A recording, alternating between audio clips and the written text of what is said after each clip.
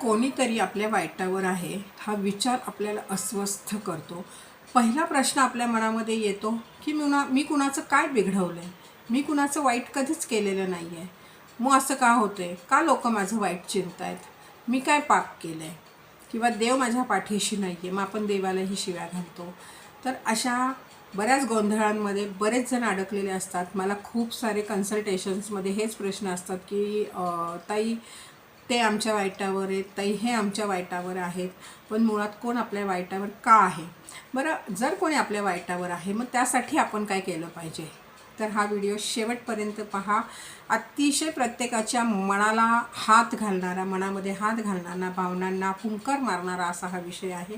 तर मंडळी, त्यासाठी व्हिडिओ शेवटपर्यंत पहा. तत्पूर्वी मिस्टिकल एरा या माझ्या चॅनलमध्ये माझ्या सर्व लाडक्या व्ह्यूअर्सचं अगदी मनापासून स्वागत आहे.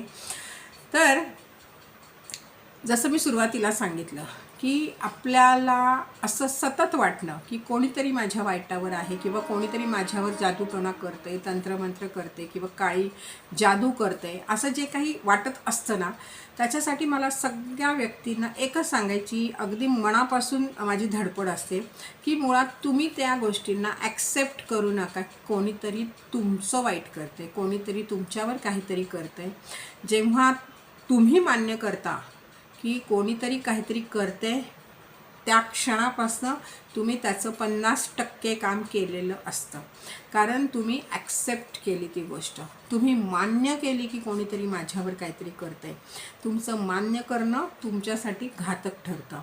त्यामुळे तुम्ही स्वतः त्या गोष्टीला मान्य करू नका. ठीक आहे, कोण काय करते, माणूस करून करून काय करू शकतो, माणूस करून करून काय करू शकतो, तर फार तर फार खूप उच्च कोटीला माणूस एखाद्याला बर्बाद करू शकतो, बरोबर आहे ना.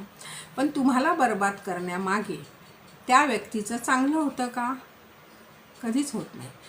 त्या व्यक्तीला ते सगळं भोगावं लागतं.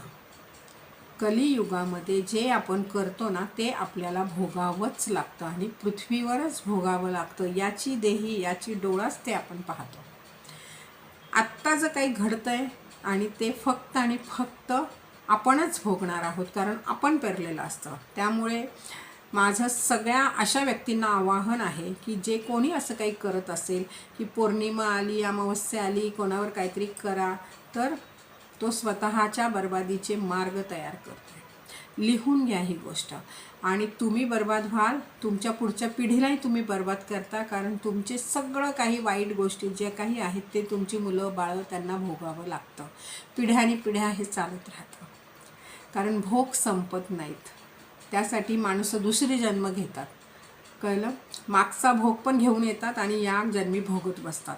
तर असे जे काही करणारी लोक आहेत, कोणाच्या तरी वाईटावर राहणे, कोणाचं तरी वाईट करणे, अशा लोकांनी जपावं जरा स्वतःला, स्वतःच्या आयुष्याला, आपल्या पुढच्या पिढीला त्यांनी जपावं. अक्षरशः सांगते की तुम्ही एखाद्याला जेव्हा बर्बाद करण्याचा विचार करता आणि त्याला बर्बाद करण्यासाठी तुम्ही जे काही करता, तर ते तुम्ही त्या व्यक्तीला बर्बाद नाही करत आहे, तर तुम्ही स्वतः बर्बाद होण्याचे मार्ग खुले करता, मार्ग ओपन करता. आ बैल मुझे मार, बरोबर ना. मग अशी माणसं असतात ना, त्यांना आम्ही एकच, माझ्याकडे तर एकच वाक्य आहे, कळलं ना, की आ बैल मुझे मार, आणि अर्ध्या हळकुंडात पिवळी झालेली माणसं, म्हणजे आमच्यासारखं शहाणं कोणीच नाही असं. आता तसं म्हटलं ना तर माझ्यावर पण बरेच जणांनी असं बरेच काय काय केलं, पण मी मान्यच केलं नाही ना कधी कधी माझ्यावर काही करू शकतो, कारण कोणाची टापच नाही हो माझ्यावर काही करायची. एक लक्षात घ्या की जेव्हा तुम्ही मान्य करणार तेव्हा तुम्ही फसणार. त्यामुळे ज्यांना ज्यांना असं वाटतं की कोणीतरी माझ्यावर काही करते, त्या सर्व लोकांना मी अगदी सांगू इच्छिते की तुम्ही ते मान्य करणं बंद करा, आणि सतत आपल्या मुखातनं हे बोलणंही बंद करा की माझ्यावर कोणीतरी काहीतरी करते, यांनी माझ्यावर काहीतरी केलं, त्यांनी माझ्यावर काहीतरी केलं. आधी हा विचार डोक्यातनं काढून टाका. तुम्ही जितका हा विचार करणार तितकं तुमच्यावर कोणीतरी काहीतरी करणार. बरं, करणाऱ्याला काय असतं ना, ही एक गोष्ट सांगते की करणारा एकदा करतो आणि मग तुमच्यावर आयुष्यभर होत राहतं असं नसतं. त्या व्यक्तीला जो करतो ना, त्यांनी जर एका पौर्णिमेला किंवा एका अमावस्येला तुमच्या पाठीशी काहीतरी लावलेलं आहे ना, तर त्याला दुसऱ्या वेळेस पण, दुसऱ्या अमावस्येला आणि पौर्णिमेला त्याला पुन्हा करावं लागतं. मग त्यांनी अमावस्येला सुरू केलं की पौर्णिमेला ते त्याला माहीत असतं, पण त्या दिवसांना त्याला पुन्हा जाऊन ते सगळं परत करावं लागतं. कळलं? कुठलीही काळी जादू म्हणा, काहीही असं असतं ना जे काही, त्याला कमीत कमी तुमच्यावरून उतरण्यासाठी 3 पौर्णिमा तरी जाव्या लागतात. कळलं? किंवा 3 अमावस्या तरी जाव्या लागतात. म्हणजे अमावस्येला सुरू केलं असेल तर पुढच्या 3 अमावस्या ते तुमच्याकडनं उतरतं. पौर्णिमेला सुरू केलं असेल तर त्या पुढच्या 3 पौर्णिमा झाल्यावर ते उतरतंच, आणि मध्ये काही केलं नसेल त्या व्यक्तीने तर. आणि ती व्यक्ती दर पौर्णिमेला किंवा दर अमावस्येला जो दिवस त्याने निवडला आहे त्यावेळेस जर दरवेळेस करत असेल तर त्याचा त्रास तुम्हाला व्हायला लागतो. पण तो करतो ना, त्याचा प्रभाव खरं सांगायचं झालं तर फक्त 50% असतो. आत्ताच्या जगामध्ये इतकं कोणीही त्या लेवलचं नाही राहिलेलं, ठीक आहे, की एखाद्याला तो उलटापालट करून टाकेल. कोणीही असू देत, कुठलाही रस्त्यावरचा चालणारा तो कुठलाही भोंदू बाबा पण असू देत, त्याची पण किमया ही 50%च चालते.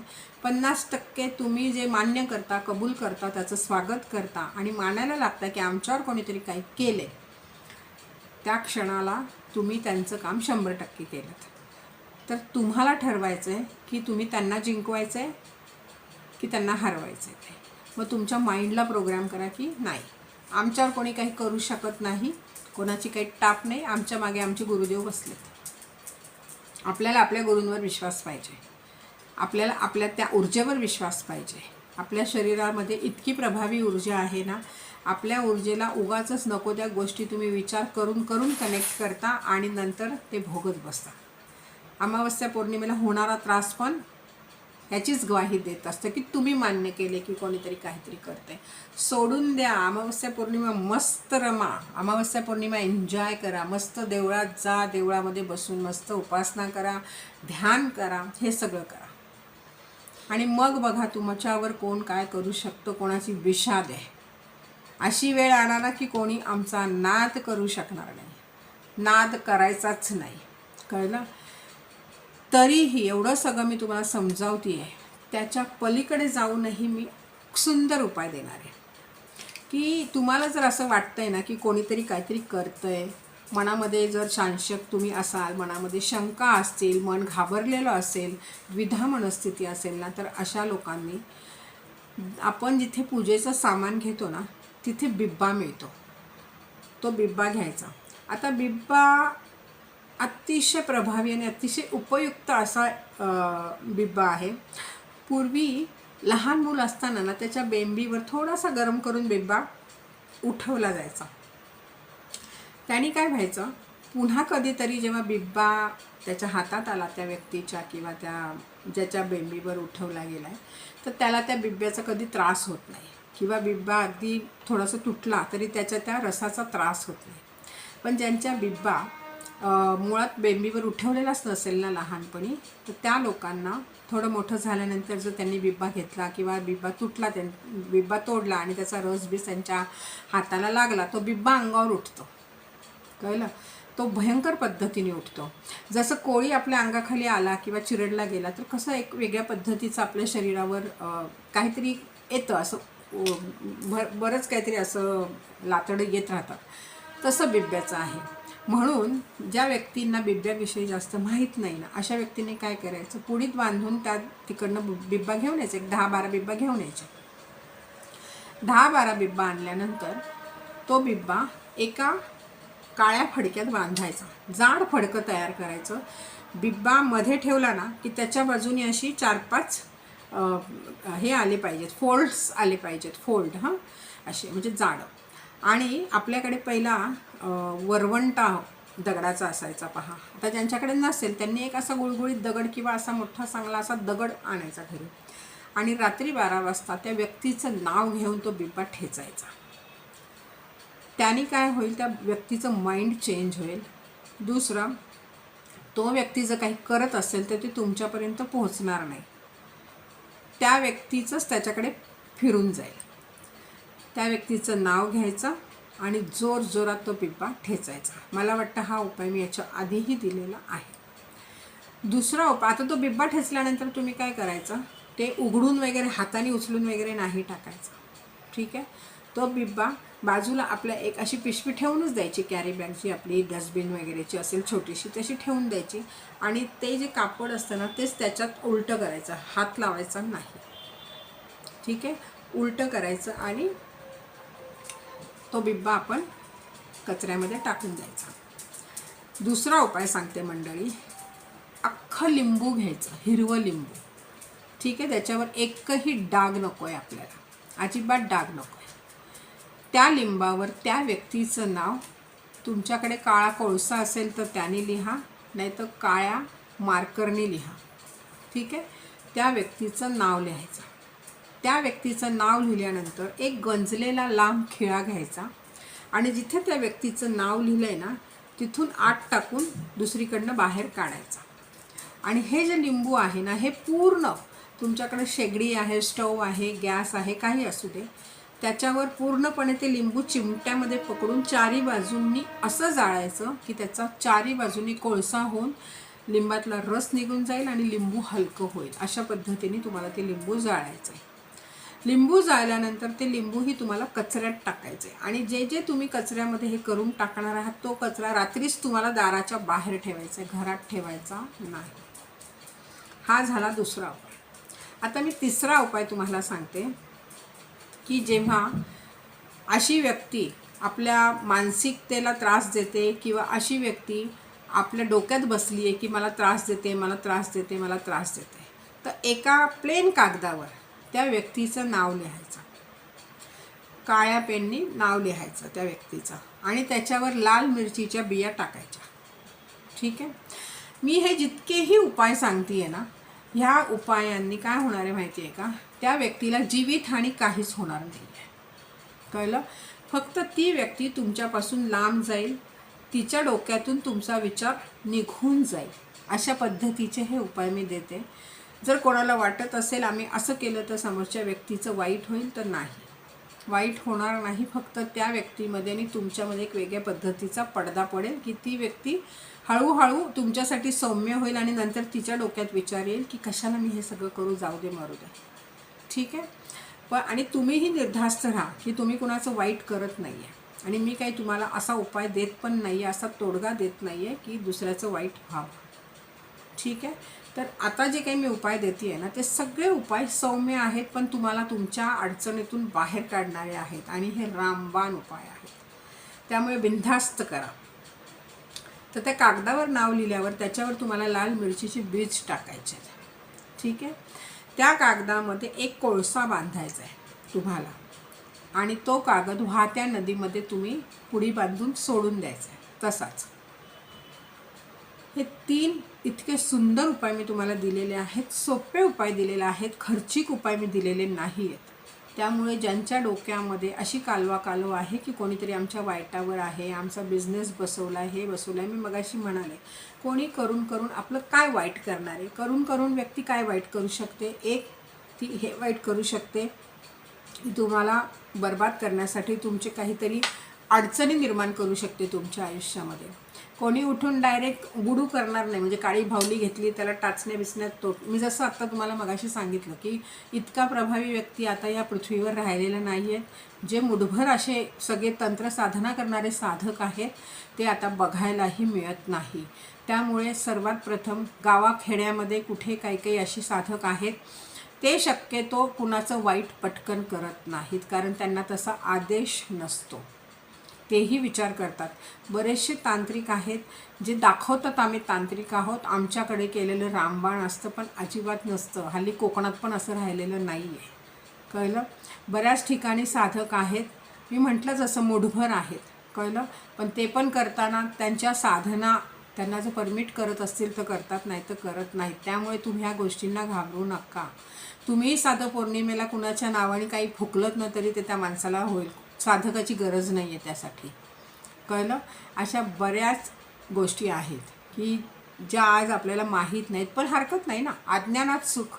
कशाला माहीत पाहिजे ना प्रत्येक गोष्ट. आणि म्हणूनच तुम्ही अज्ञानात सुखासारखं राहा. तुम्हाला माहितीच नाही कोण आपल्यावर काय करते आणि कोणी आपल्यावर काही करतं आहे हे ॲक्सेप्ट करू नका. कराल तर तुम्हाला त्यावर इलाज नाही, उपाय नाही, कारण तुम्ही मान्य केले, तुम्ही मान्य करून तुम्ही स्वतःला फसवलेलं आहे. कळलं? त्यामुळे समोरच्या व्यक्तीला जिंकवू नका. तुम्ही जिंका. तुम्ही हे सगळे विचार डोक्यातनं काढून टाका, मन दुसरीकडे वळवा.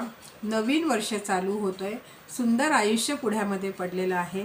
आपल्याला भगवंताने इतकं सुंदर आयुष्य दिलेलं आहे, त्याला छान पद्धतीने जगा. हा काहीतरी करतोय, तो काहीतरी करतोय, तिसरंच काहीतरी करतोय, आमकं फलानं ढमका, हे सगळे विचार करत बसता कशाला? इतका रिकामा वेळ असेल ना तर स्वतःसाठी काहीतरी असं करा की जे तुम्हाला करायला आवडतं. ह्याचं त्याचं बोलत बसणे, हा माझ्यावर करतो, तो माझ्यावर करतो, हे सगळे टॉपिक आता बंद करा. कळलं? आयुष्य कोणाचं किती असतं आजच्या या जगामध्ये आपण नाही सांगू शकत. त्यामुळे ते करा जे तुम्हाला आवडतं, जे तुम्हाला खुशी देतं, आनंद देतं, आणि मेन म्हणजे महत्त्वाचं म्हणजे समाधान देतं, ते तुम्ही करा. बाकी गोष्टी आहेत ना नगण्य आहेत, त्याला काही अर्थ पण नसतो. कळलं? नाहीच काही करायचं असेल तर मस्त एकटं बसून डोळे मिटून मेडिटेशन करा, स्वामींचं नाव घ्या. काहीही आयुष्यामध्ये वाईट घडणार नाही पहा. कारण जिथे स्वामी पाय तिथे न्यून काय, स्वय भक्त प्रारब्ध घडवी ही माया. आईसारखे पाठीशी पुढे सदैव बरोबर असतं, कोणी तुमचं काही वाकडं करू शकत नाही. कळलं? त्याच्यामुळे मंडळी सगळ्यात महत्त्वाचं आपल्या गुरुवर विश्वास ठेवा, स्वतःवर विश्वास ठेवा. आणि अशी जी लोकं आहेत ना त्यांना हाणून पाडा, म्हणजे त्यांना हरवा आणि तुम्ही जिंका. त्यामुळे इतके छान उपाय दिलेले आहेत. असे बऱ्याच लोकांच्या डोक्यामध्ये अशा शंका कुशंका असतील तर अशा लोकांपर्यंत हा व्हिडिओ पोहोचवण्याचं काम करा. व्हिडिओ जास्तीत जास्त शेअर करा. व्हिडिओ आवडल्यावर लाईक करा आणि कॉमेंटमध्ये मला सांगा की कोणाकोणाला ह्या सगळ्या गोष्टीतनं जाऊन अनेक पद्धतीचे त्रास होतात, कारण त्यांनी तसे विचार केलेले आहेत. तर आजपासून कोण कोण विचार सोडणार आहे की आमच्यावर कोणी काहीतरी करते, मला कॉमेंटमध्ये सांगा. आणि पुन्हा आपण लवकर भेटू. पण तत्पूर्वी व्हिडिओला लाईक करायला विसरू नका जर तुम्हाला आवडलं असेल. चॅनलला सबस्क्राईब करायलाही विसरू नका. बेल आयकॉनचं बटन दाबायला तर अजिबात विसरू नका, कारण माझ्यासाठी ती पोचपावती आहे की माझा व्हिडिओ तुम्हाला आवडलेला आहे. तर मंडळी पुन्हा लवकर भेटू. तोपर्यंत छान राहा, मस्त राहा आणि माझे व्हिडिओ पाहत राहा.